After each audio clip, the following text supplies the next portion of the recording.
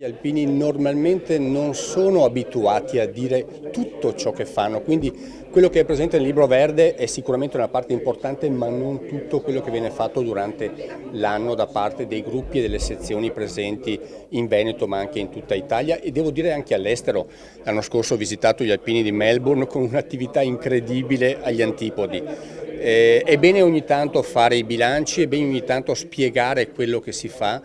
e serve soprattutto a guardare avanti e a fare programmi per i prossimi impegni e per le prossime iniziative. Quindi bene oggi la presentazione qui in Consiglio regionale, io mi auguro che gli alpini possano veramente essere percepiti e colti dalla nostra società per tutto quello che fanno durante l'anno. Questo è un modo appunto per dimostrarlo, per renderlo anche leggibile e tangibile e dico soprattutto viva gli alpini.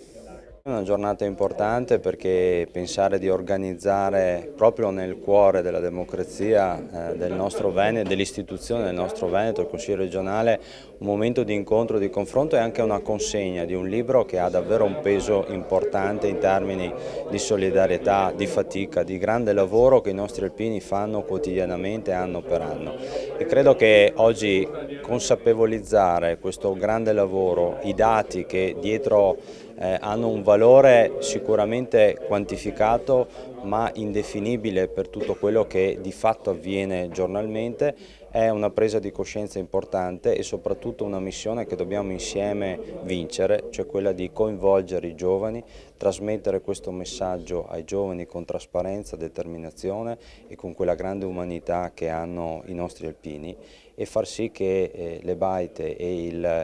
la mission che l'alpino oggi impersonifica in sé come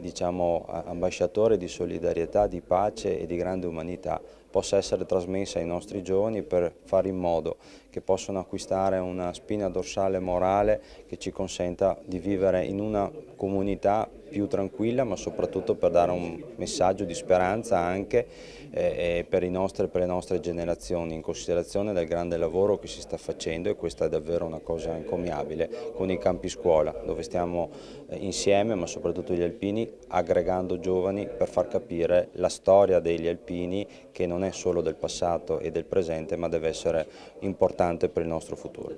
Ci può ricordare i numeri della solidarietà, quelli contenuti un po' nel libro verde del 2023? Quelli del 2023 sono circa, vado a memoria, circa 5 milioni e 700 mila euro di contributi diretti dati dai nostri gruppi, dalle nostre sezioni, dalla sede nazionale nei vari interventi di solidarietà che abbiamo fatto, e sono circa 65 milioni di valorizzazione a 27 euro all'ora di tutte le ore di volontariato che noi abbiamo fatto anche qui per la collettività nei momenti di emergenza, ma non solo nei momenti di emergenza, in tante realtà comunali e anche parrocchiali. Un ragazzo che non sa dare è un ragazzo che non può e non vuole neanche ricevere, cioè siamo in una situazione difficile. Il dare è quell'atteggiamento positivo che ti fa anche guardare l'altro con un sentimento diverso, ma ti fa anche capire che devi avere dei valori, devi avere una tua identità per poter poi operare ed essere presente. Questo i ragazzi nostri